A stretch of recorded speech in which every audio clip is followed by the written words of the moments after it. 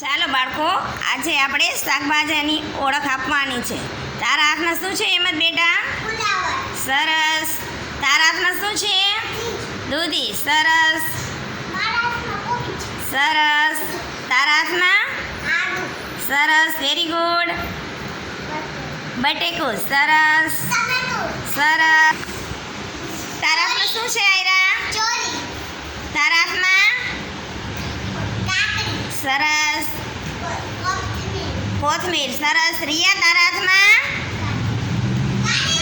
કારેલું. શું છે તારા હાથમાં? ગુવાર. શું છે બેટા? ગુવાર. ચાલો આયશા. સરસ. વારિસ, તારા હાથમાં શું શાકભાજી છે બેટા? કારેલા. સરસ, વેરી ગુડ. જેનબ, તારા હાથમાં? દૂધી. શું છે? દૂધ.